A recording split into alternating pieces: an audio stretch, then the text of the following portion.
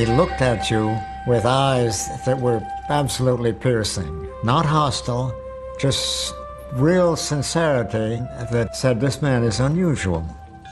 He was small, even by Vietnamese standards.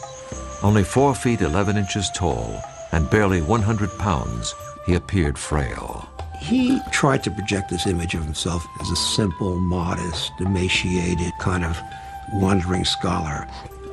In fact, he was a tough guy. Perhaps no leader in history has resisted the guns of the enemy as stubbornly or as long as this little man. He's a very shrewd politician and a very good actor. He had an unshakable will that helped liberate a country and humble a superpower.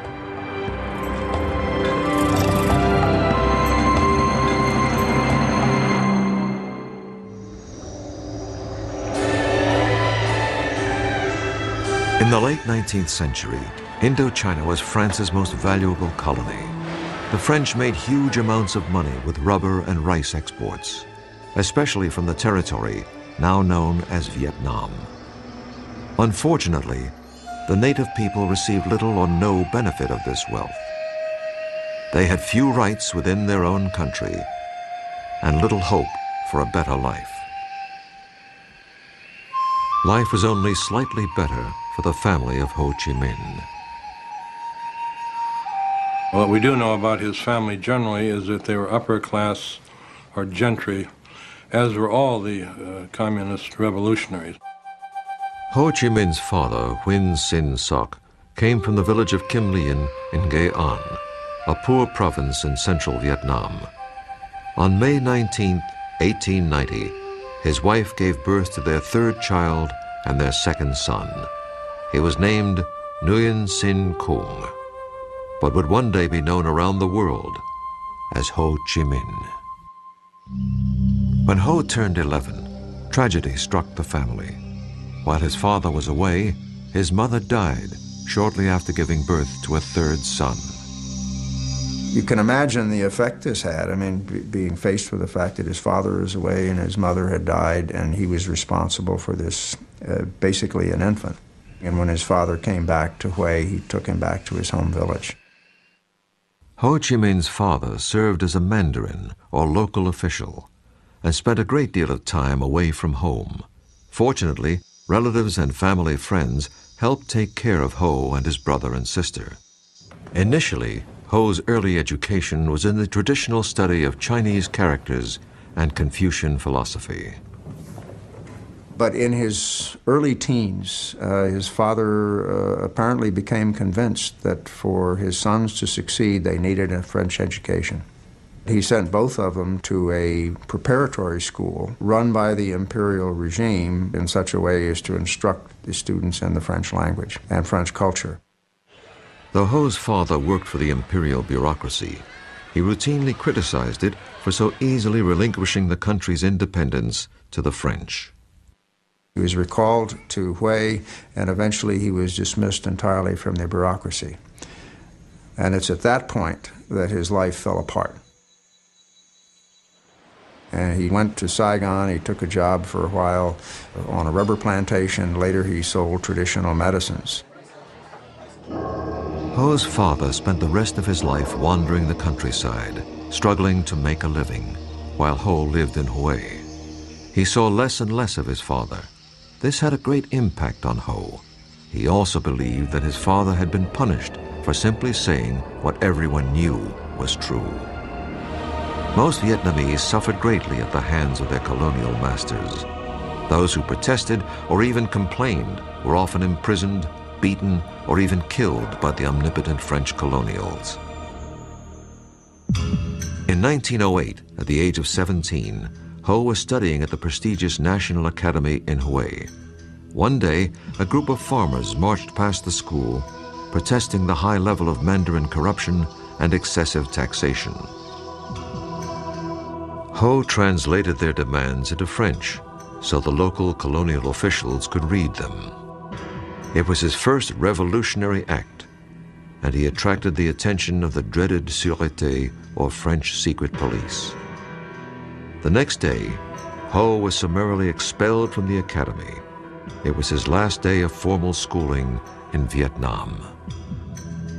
So here's this young Ho Chi Minh who is becoming educated and has a certain amount of resentment toward French colonialism. But at the same time, he knows enough about France to be captivated by the great French ideals of liberty, equality, fraternity, and he wants to see how those ideals are really practiced in France. They're not practiced in Vietnam, where you have a rather repressive French colonial system. Ho had inherited his father's rebelliousness and his wanderlust. At the age of 21, he entered a merchant marine school where he learned how to be a kitchen helper. This new skill enabled him to leave Vietnam and go abroad. I think he left for two reasons. One is maybe quest for education, that he would be able to get better education in France, provided he could afford it.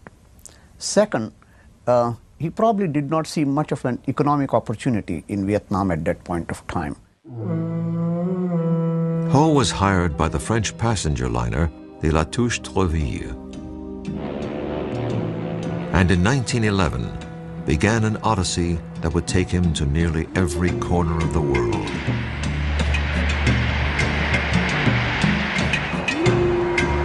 Over the next few years, he saw the terrible impact of colonialism on many other countries.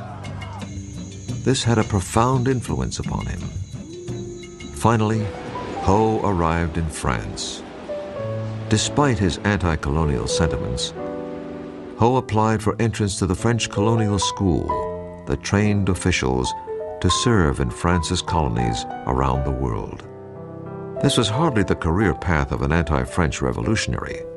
Ho's application was turned down. There's no indication as to how he reacted to the rejection, except that we may assume that it probably strengthened his assumption that he couldn't expect to work from within the system, that he was going to have to work outside the system. In other words, it could very well have been one of a whole series of steps that eventually led him into becoming a revolutionary. Ho wandered around France for a year or so. He supported himself with a variety of odd jobs, including gardening and dishwashing. He went back out to sea between 1911 and 1917, traveling to Africa, South America, and even the United States. On one trip, he reportedly jumped ship in Boston and made his way down to New York City. I mean, here he is seeing, as it would be to any kid from this faraway place, the skyscrapers, the highways, taking the subway up to the Bronx, taking the ferry to Hoboken. He was absolutely dazzled by the Statue of Liberty and everything it represented. While working as a dishwasher in New York's Chinatown, Ho was amazed to learn that immigrants in the U.S. were entitled to legal rights that the Vietnamese weren't allowed to have under the French in their own country. He said, I was with the lowest labor types in New York. There were blacks, there were Chinese, and they weren't quite as well treated as the Anglo-Saxons, but he said, you know, they could all vote. And this impressed him tremendously. Shortly before the start of World War I, Ho left America and sailed to England. He found work in the kitchen of the famous Carlton Hotel under the legendary French chef Escoffier. Escoffier is very impressed by Ho because Ho speaks French, because he's very courteous, and eventually is promoted to being the assistant pastry chef. While in London, Ho had met many other passionate anti-colonialists from places like India, Africa, and Ireland. These contacts rekindled Ho's own nationalist notions. He rededicated himself to liberating his homeland. In 1917, he decided to forego a promising career as a pastry chef and move to Paris. He would learn how to become a revolutionary.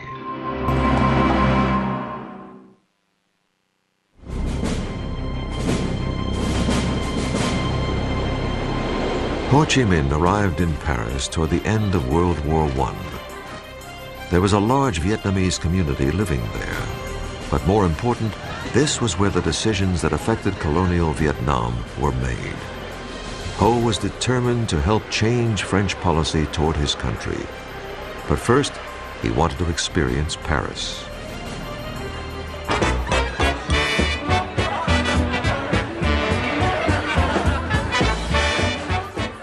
He wandered around the town and would go to art galleries, take in lectures, improving his French.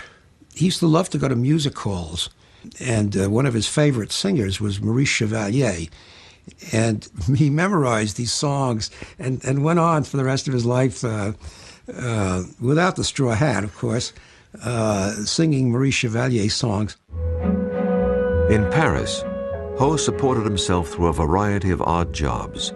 He worked as a cook and he retouched photos. He even reported on boxing matches and reviewed films for a French newspaper. Of course, his primary goal was to somehow organize Vietnamese expatriates into a movement that would pressure the French government into improving conditions in his homeland. People who encountered Ho Chi Minh in those days tended to say pretty much the same things. Very intense young man, very anxious to learn, very idealistic, a man very much driven by ideas. But what was remembered about him perhaps more than anything else was his sharp eyes that essentially seemed to penetrate the soul of the person who was talking to him. Ho discovered that there were many Frenchmen who were sympathetic to his cause. These liberals encouraged him to join their socialist group and to write and publish his own ideas. Soon, Ho and other Vietnamese expatriates began publishing an anti-colonial newspaper directed toward the Vietnamese community in France. Their leaflets were even smuggled back to Vietnam. All of his writings really are on that theme, what a rotten deal colonials are getting all over the French Empire, which indeed they were. And Ho's point of thinking is, how do you fix this? Do you fix it with revolution? Do you fix it with violence? How do you do it? Writing under the pseudonym Nguyen Ai Quoc, or Nguyen the Patriot, Ho simply advocated better treatment and equal rights for his people, not revolution. He achieved a near-legendary status in certain circles back in Vietnam, where his rhetoric was considered visionary. Ho also attracted the attention of the imperial regime back home. They accused him of inciting treason and condemned him to death if he ever returned to Vietnam. In 1919, U.S. President Woodrow Wilson traveled to the Versailles Peace Conference to present his famous 14-point plan for world peace. Ho and his associates discovered that one of Wilson's key points was that all nations deserve the right to self-determination. Ho believed that this meant that the U.S. was advocating the end of the colonial system. And Ho Chi Minh, thinking that this might apply to Vietnam, got himself all dressed up in a cutaway coat and striped pants and a top hat, and he went out to Versailles carrying with him a document that he had written, which was a kind of inventory of various cases of French repression in Vietnam. And his idea was to give this to Wilson so that the United States would then exert pressure on France. Well, he got very rudely rebuffed when he tried to go in to see Wilson or even deliver this. Ho had believed that President Wilson would be sympathetic to Vietnam's plight. He was greatly disappointed that he was unable to present his case. This forced him to look elsewhere for help.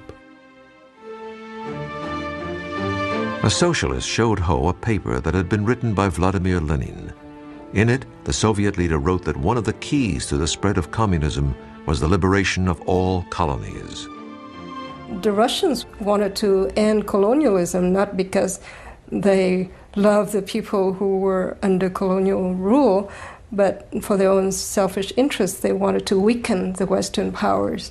But regardless of what their motivation was, they were the only power at the time to advocate it and to actively want to offer help. And it's at that point, as he basically points out, that he determined to become a follower of Lenin, not because he had any understanding of Marxist ideology, but because he loved the strategy that Lenin had set forth as a means of liberating the colonial peoples. In 1920, Ho became one of the founding members of the French Communist Party. He was 30 years old. He had become a great propagandist while living in Paris, but he wanted to learn how to turn rhetoric into revolutionary action. He believed there was really only one place to learn this craft: Moscow.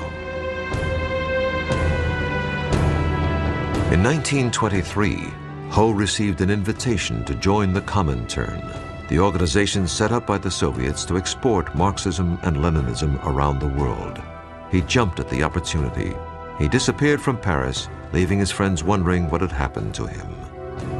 I think what drew Ho to Moscow, first and foremost, was nationalism, the desire to find help to liberate his country and his people. Ho became an important member of the Comintern. He now took his orders from Moscow. I always felt that Ho Chi Minh had very little time for Marxism as a philosophy, as a way of interpreting history. He had great admiration for Leninism and the techniques and the methods to be used. The rest of the world may have abhorred Lenin's tactics, but Ho was devoted to them. He believed that he had found the blueprint for liberating his homeland.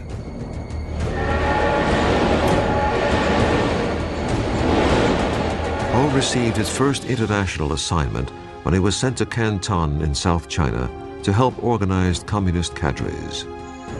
It was here that he also began a clandestine lifestyle that would last nearly 30 years. He went underground, so to speak. And you have him wandering around the world under a wide variety of aliases. Some of them Vietnamese, some of them Chinese, depending on where he was and what purpose he needed. If, for example, he contributed to a French newspaper, he'd call himself Victor Le Bon. If he contributed to a Russian newspaper, he'd call himself Nafransky, and so forth. In 1927, Ho was nearly arrested when the Chinese nationalist leader Chiang Kai-shek turned against the communists. Ho narrowly escaped capture and a likely death sentence, and eventually made his way to Siam, or present-day Thailand.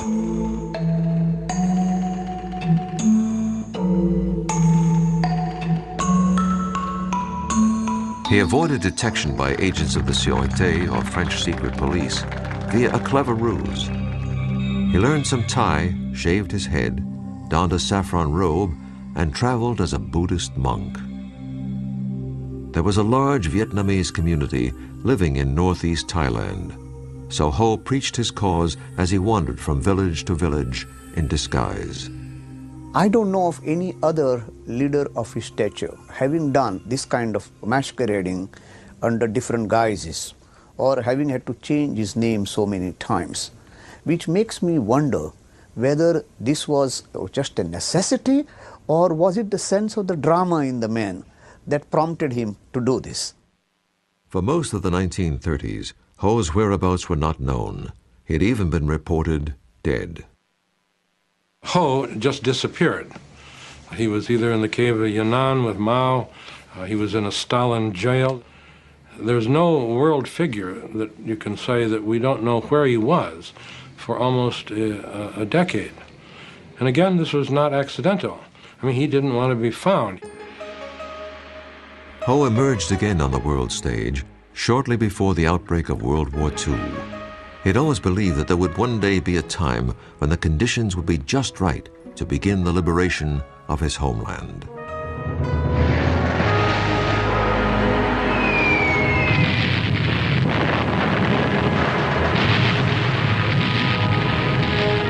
When France fell to Germany in the early months of World War II, and the pro-German Vichy government took over the colonial rule of Vietnam, Ho believed that the moment had arrived. In early 1941, he slipped across the Chinese border and into the jungles of North Vietnam. Incredibly, this was the first time Ho had set foot in his homeland in over 30 years. He was armed only with his ideas, but he was determined to lead a revolution, to liberate his country, or to die trying.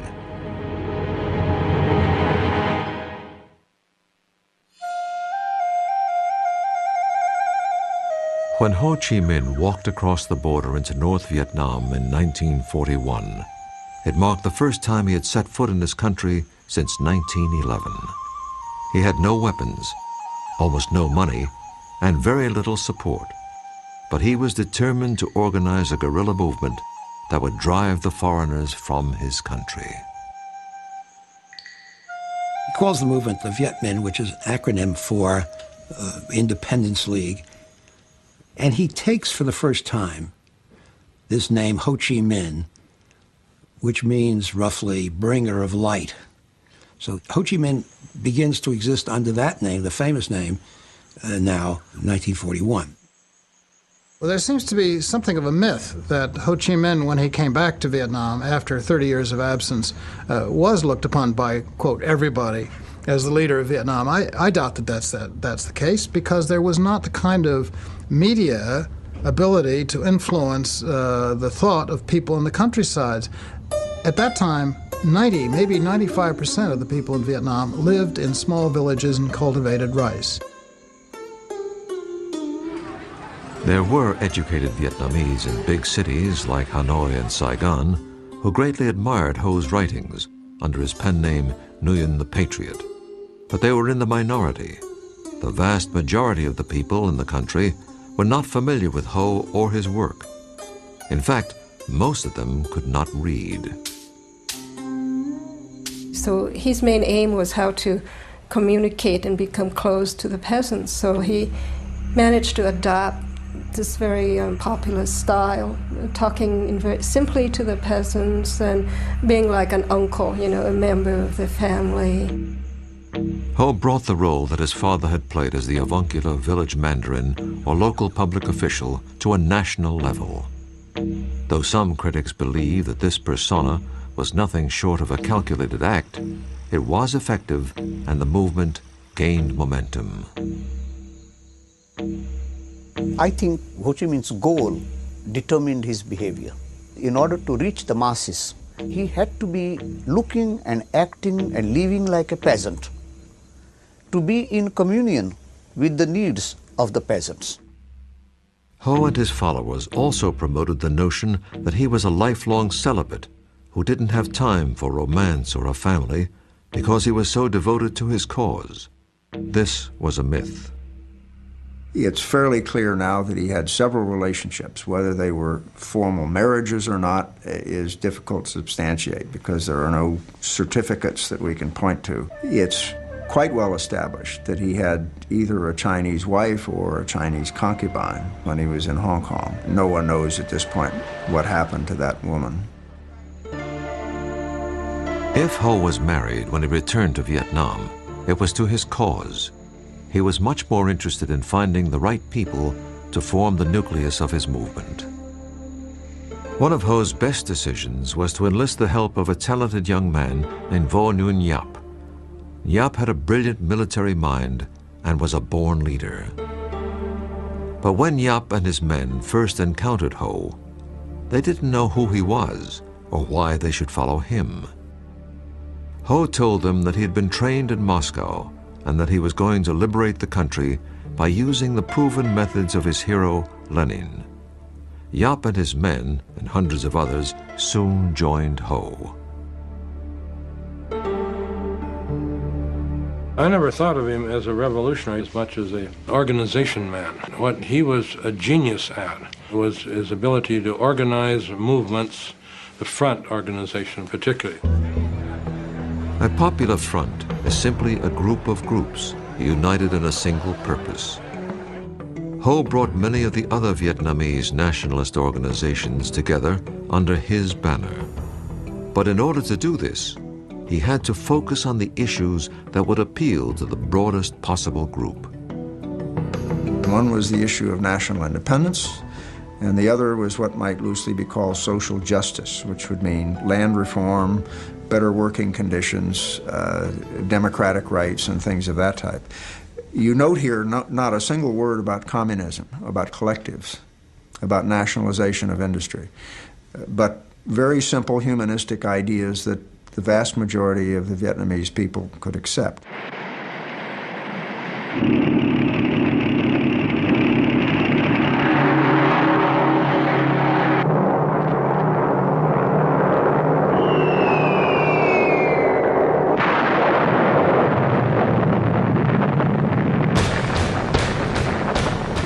December 7, 1941, Japan bombed the U.S. fleet at Pearl Harbor, Hawaii, and then launched an all-out attack against the British and Dutch colonies of Southeast Asia.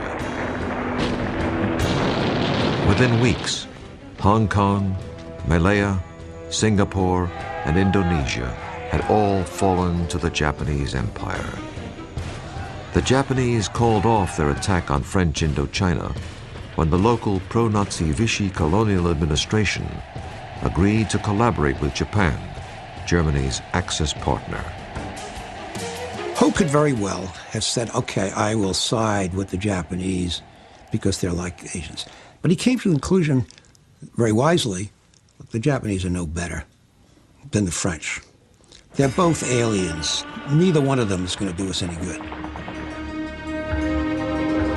Ho Chi Minh traveled to South China. Since the Chinese were also fighting Japan, he believed that he could get some military aid from the nationalist Chinese. To his surprise, he was arrested by the local authorities because he was a communist. Ho was thrown into prison. He kept a journal, writing mostly in the Chinese of his youth, in hopes of converting his captors to his point of view. In one poem he wrote, "My heart travels 1,000 miles toward my native land. Innocent, I have now endured a whole year in prison. Using my tears for ink, I turn my thoughts into verse." Ho's health deteriorated as the months passed. He had to find a way out of prison, or he would never live long enough to liberate Vietnam.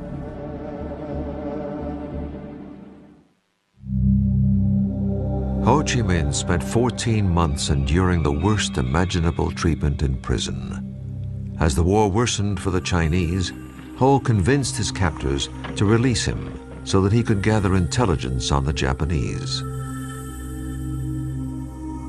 He was released in 1943 and walked all the way back to his old base in North Vietnam. His compatriots were stunned. They thought he had died. Once again, he became the leader. He was 53 years old.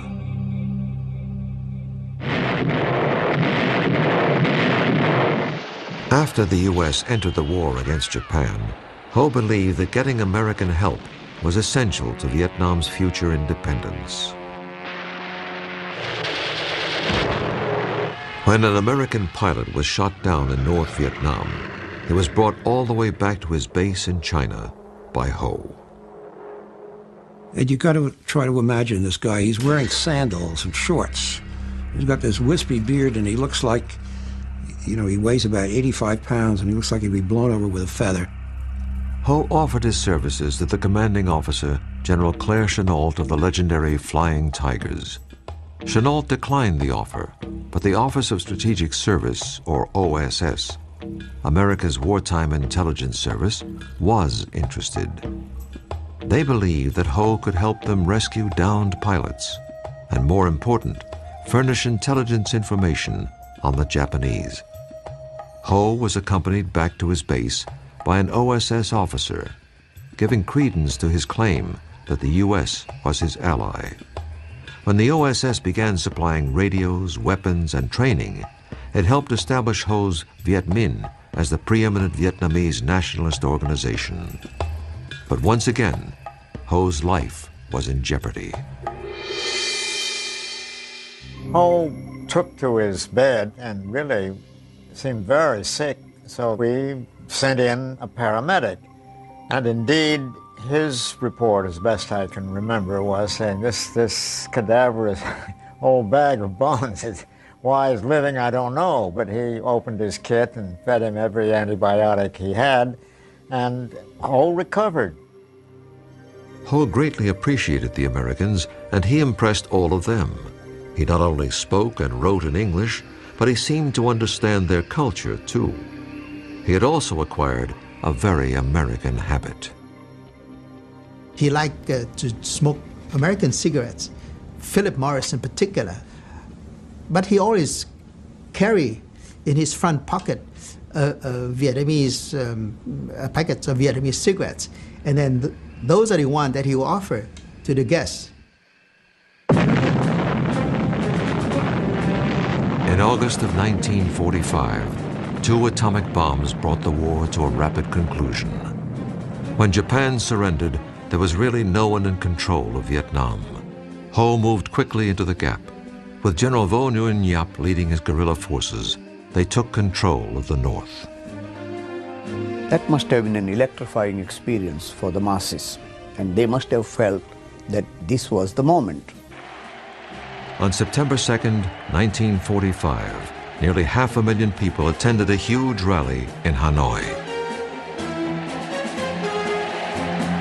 Ho gave an independence speech that began with the words, "We hold these truths to be self-evident, that all men are created equal, that they are endowed by their Creator with certain inalienable rights, and that among these are life, liberty, and the pursuit of happiness."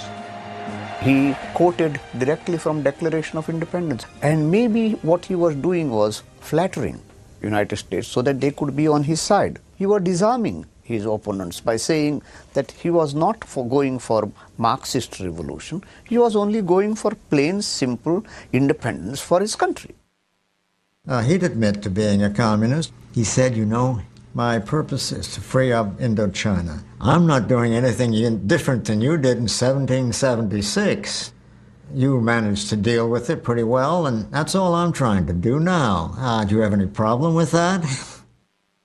Ho had no illusions about the tenuous nature of Vietnamese independence.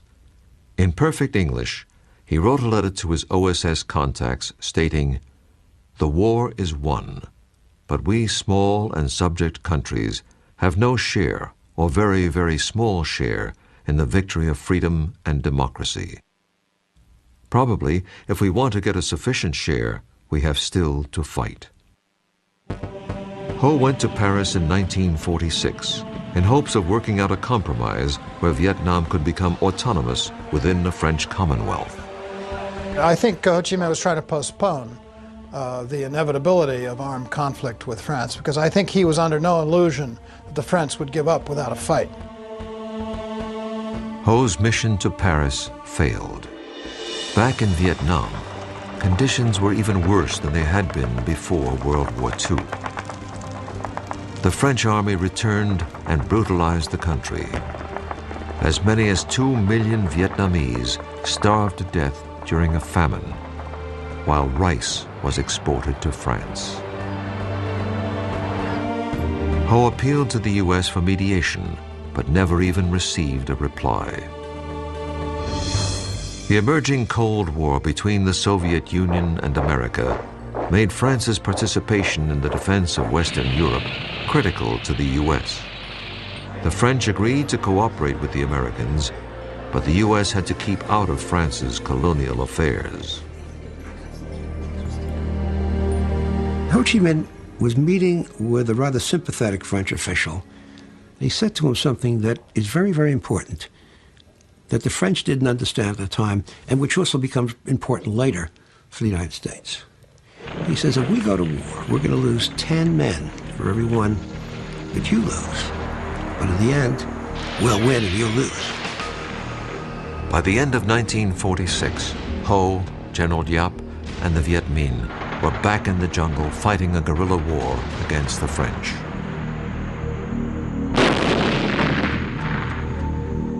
Initially, it seemed unlikely that the Viet Minh would have any hope in defeating the French.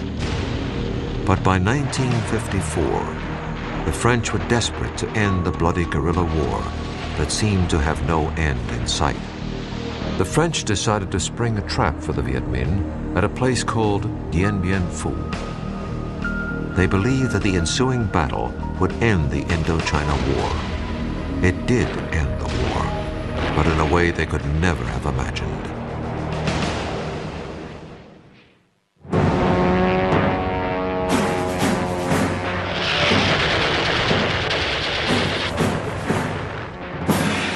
In March of 1954, the French army believed that they had lured Ho Chi Minh's forces into a trap near a remote outpost called Dien Bien Phu. Unfortunately for the French, they only trapped themselves. The battle cost the French over 15,000 casualties. It also cost them Indochina. The Viet Minh victory over the French marked the first time that a European power had been defeated in battle by its colony since the American Revolution.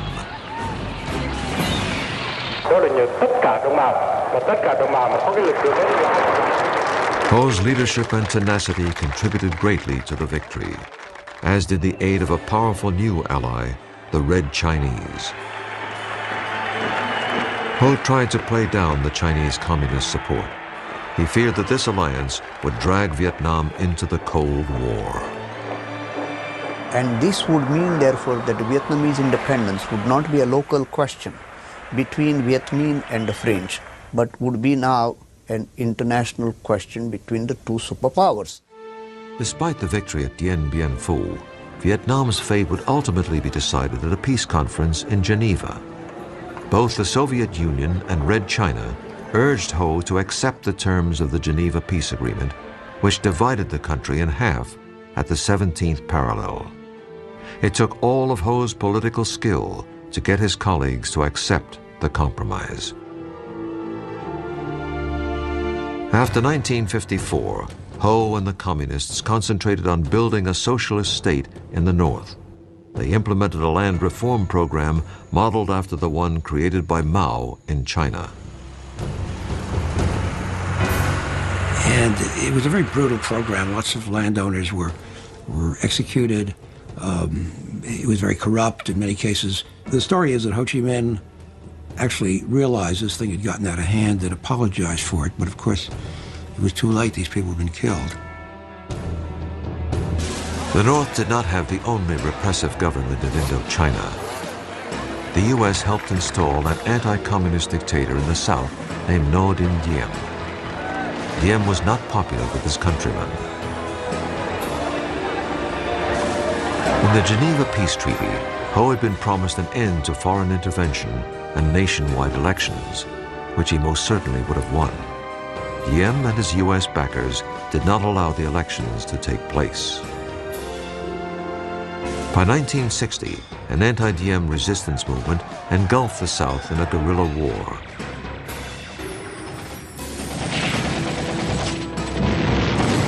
The more the North supported the guerrillas, or Viet Cong, the more the U.S. intervened to counter the spread of communism.